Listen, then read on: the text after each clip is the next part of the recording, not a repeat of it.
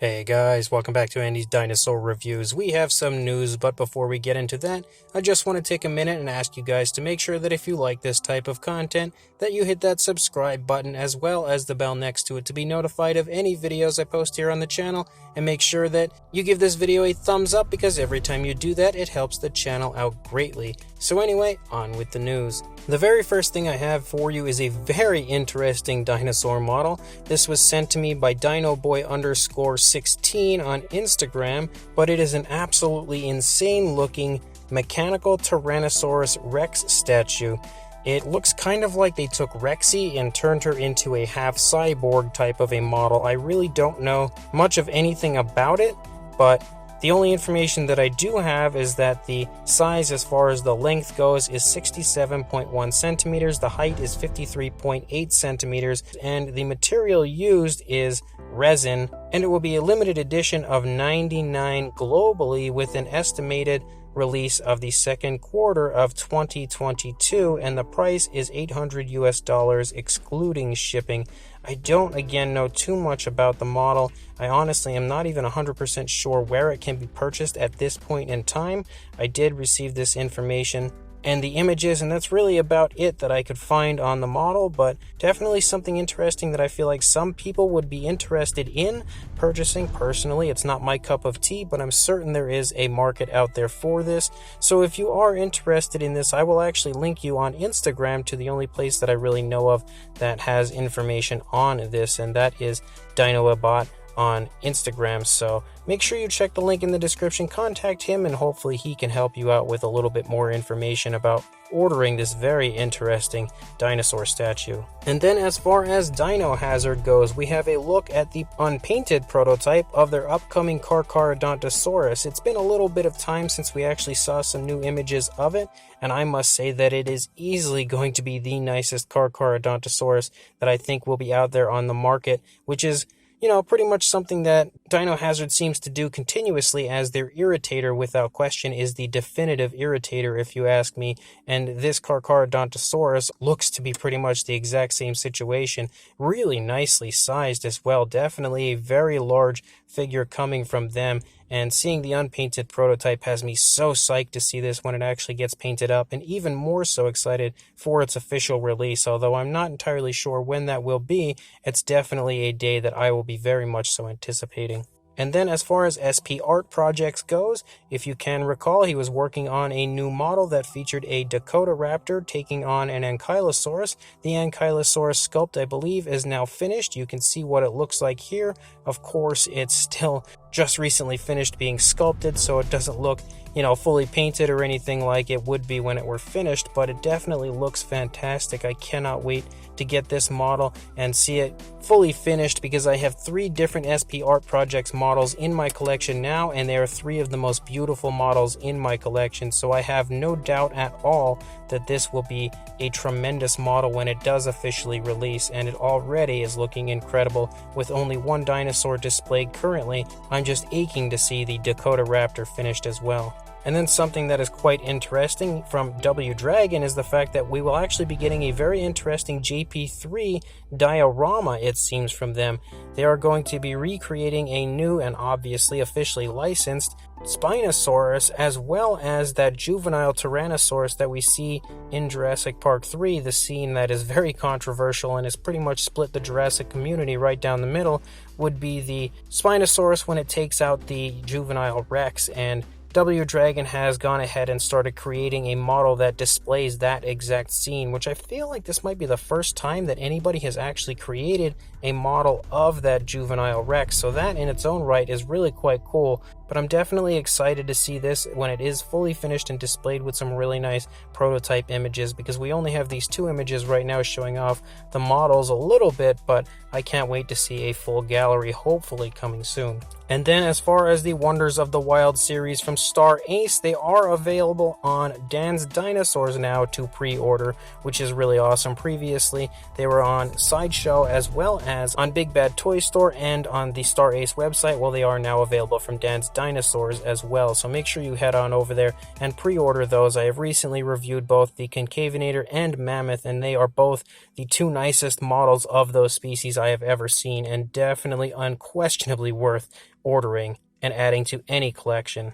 And then as far as the Beasts of the Mesozoic and the Tyrannosaur series goes, we had some really exciting news, or at least it was really exciting to me, and that is the fact that Shane Falks has now entered into a collaboration with the Beasts of the Mesozoic line to paint some of the prototypes for the Tyrannosaur series, one of which we can see here is the first one that he has painted up, the Gorgosaurus, and it is so unbelievably beautiful. Shane Falks is easily, in my opinion, the greatest paleo artist, whether it's his sculpts, whether it's his paint jobs. Pretty much anything he does looks as lifelike and realistic as it gets, so I was so excited to hear that he was working on painting up some of the prototypes for the Tyrannosaur series, and you can obviously see just how incredible of a job he has done on this Gorgosaurus, quite possibly one of the nicest in the series. He will also be doing the paintwork for the Daspletosaurus and Albertosaurus as well, but I believe David Silva has stated that he will be saving those reveals for the Kickstarter when it begins on September 22nd. And speaking of the Beasts of the Mesozoic series, if you've been really enjoying those kind of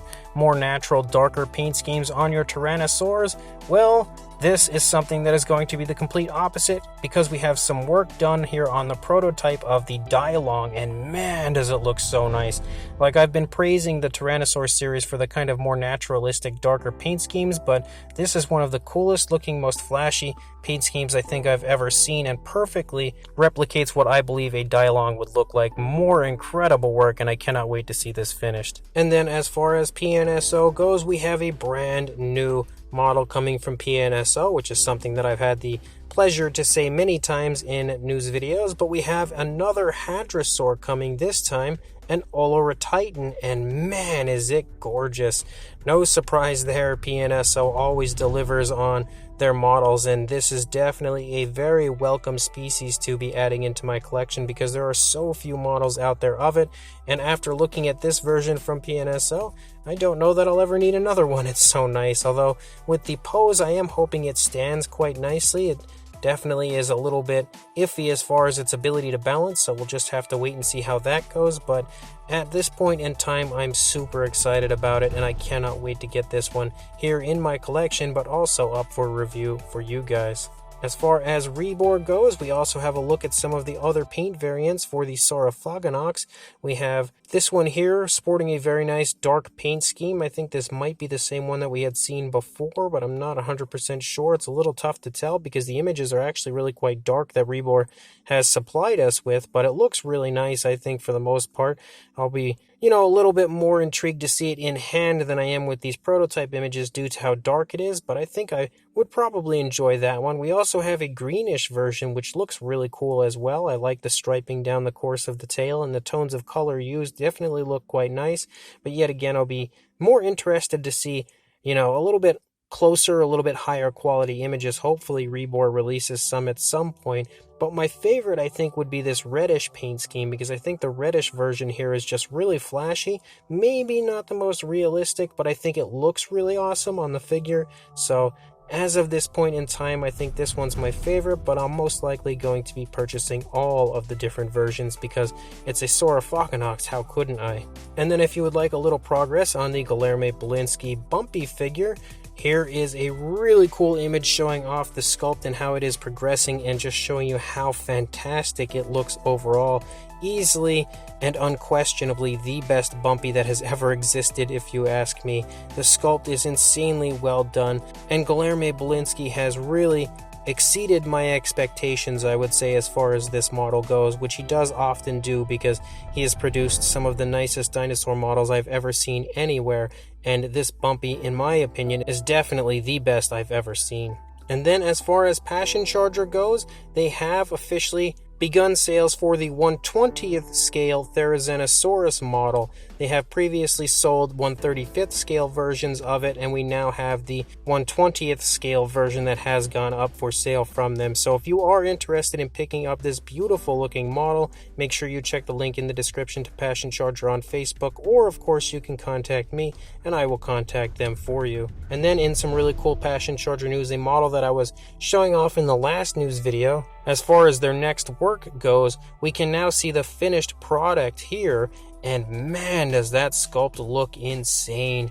This is another model from the Passion Charger line that I really want to get my hands on, especially just looking at how beautiful it is standing here. I'm wondering if it's going to be an individual release or if it's going to be a diorama like they've been usually doing lately. It seems like Passion Charger has definitely been enjoying the diorama idea more so than just an individual figure, but whatever the case may be, the sculpt is fantastic, and I definitely want to get a hold of this one when it is officially up for sale. And then a huge thank you goes out to Josiah Leeton, who was awesome enough to let me know about this information, but there is actually going to be another line of Camp Cretaceous Captivz figures coming. This time the title appears to be the Clash Edition, and he has actually zoomed in here on this image, which first of all, you can see this image here that shows off some of the stuff that would be included, as well as what appears to be a repainted Carnotaurus. But you can see here that he has zoomed in to show us kind of what some of the other species will be. It's a little tough to truly tell exactly what is in the images, but one dinosaur that we could see for sure is a Dilophosaurus, and that is super, super awesome. I cannot wait to see what a Captivz Dilophosaurus looks like, and I'll be very interested to find out what other species will be included in this line. I'm not entirely sure when they will release, but I can tell you one thing, I'll be over the moon excited about them when they do. And the final thing I have is from Chris Raymond Dyer, my good friend from Australia, who has officially acquired the newest Roar Attack figures coming from Mattel. I have heard a few people stating that some of these newer Mattel figures have actually started to ship from Amazon. I unfortunately have not had any of mine ship quite yet, but he has acquired the Allosaurus as well as the Oranosaurus with the obnoxious button on the side. But I really can't wait for that Oranosaurus regardless, and Baryonyx Chaos. So these have officially begun showing up in Australia. Hopefully they'll start to show up here sometime soon. It seems like Australia has been really getting a lot of stuff a little earlier than most other places recently. But three very cool figures that I cannot wait to get my hands on. So hopefully they either start to ship from Amazon very soon or start to show up in store. One way or another, I definitely can't wait to get my hands on them. So as of right now, guys, that's all the news I've got. When more comes out, I'll be sure to send it your way. But until then, please like, comment, and subscribe, and I will see you in the next video. Thanks for watching.